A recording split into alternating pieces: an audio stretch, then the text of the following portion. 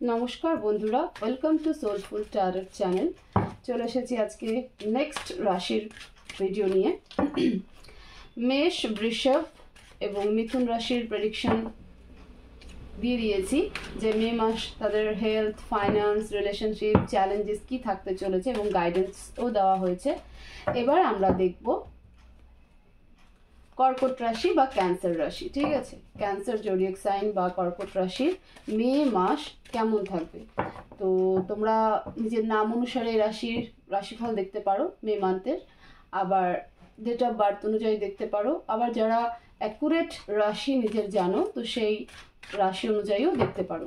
তোমরা প্রে করো, আমি কার্ড সফল করছি। প্লিজ অ্যাঞ্জেল আমাকে গাইড করো, হেল্প করো। কর্কট রাশি বা ক্যান্সার রাশির ছেলে মেয়েদের মে মাস কেমন থাকবে, প্লিজ অ্যাঞ্জেল। কর্কট রাশি বা ক্যান্সার রাশির মে মাস কেমন থাকবে। টেম্পারেন্স, জাজমেন্ট, the lovers,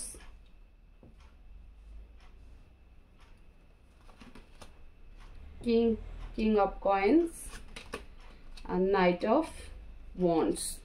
ওকে, প্রথমেই বলি ফাইন্যান্সে মোটামুটি থাকবে। ঠিক আছে, ফাইন্যান্স মোটামুটি থাকবে, খুব তোমার হচ্ছে হাইফাই কিছু একটা হবে না, আবার যে পুরো স্লো ডাউন হয়ে যাবে বা পুরো লস যাবে এরকম কোনো কিছু নেই। ফাইন্যান্স মোটামুটি ঠিকঠাক থাকবে, এভারেজ থাকবে ফাইন্যান্স। আর খুব পেশেন্সলি তোমরা হ্যান্ডেল করবে, চিন্তা ভাবনা করে তোমরা ইনভেস্ট করবে। তারপরে তোমাদের সেভিংস যেটা আছে সেটাও তোমরা চিন্তা ভাবনা করেই রাখবে, মানে হ্যান্ডেল করবে, যে ওভার এক্সপেন্সিভ কোনো কিছু করবে না তোমরা। তোমাদের ফাইন্যান্সিয়াল মে মাস কিন্তু এরকম থাকবে। ক্যান্সার বা কর্কট রাশির কথা বলছি। হেলথ ওয়াইজ, হ্যাঁ হেলথ ওয়াইজ একটু ডিফিকাল্টিস রয়েছে ক্যান্সার রাশি। হসপিটালে সম্ভবত একটা যাওয়ার পসিবিলিটি রয়েছে, সে যে কারণেই হোক, নিজের ক্ষেত্রে হোক বা তোমার ফ্যামিলির কেউ হোক বা তোমার ক্লোজ ওয়ান হোক বা তোমার লাভড ওয়ান কেউ হোক, যে হসপিটালিটির মতন একটা সিচুয়েশন কিন্তু ঘটতে চলেছে। ওভারকাম করে আসবে ওখান থেকে, কিন্তু হসপিটালিটির একটা পসিবিলিটি কিন্তু রয়েছে health wise. The lovers card রিলেশনশিপে দেখাচ্ছে, রিলেশনশিপ খুব ভালো থাকবে।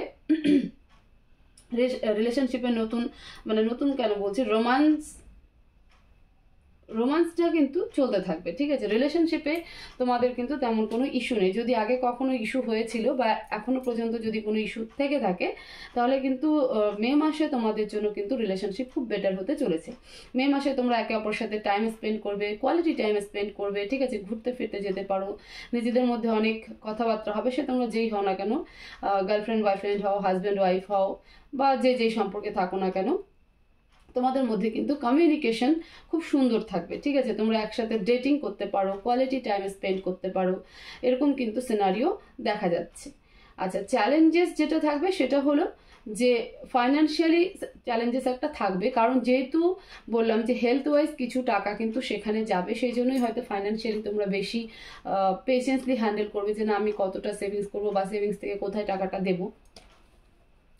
ঠিক আছে, সেই জন্য কিন্তু আসতে চলেছে। এবং নাইট অফ ওয়ান্ডস যেটা চ্যালেঞ্জে দেখাচ্ছে বা অবস্টিকেলে দেখাচ্ছে, সেটা হলো যে তোমাদের এই যে দীর্ঘদিনের একটা ইম্যাচিউর ডিসিশন যেটা হয়তো তোমাদের মধ্যে ছিল, যেমন ধরো যে কোনো বাড়িতে কারো হয়তো হেলথ ওয়াইজ যদি দেখি, বাড়িতে হয়তো কেউ অসুস্থ ছিল, তো সেটাকে খুব বেশি একটা কেয়ার করোনি, যার কারণে কিন্তু এই প্রবলেমটা সেটা গুরুতর কিন্তু মে মাসে দেখা যাচ্ছে। প্লিজ ডিভাইন, এখানে নাইট অফ ওয়ান্ডস কার্ড কেন? Strength, queen of cups.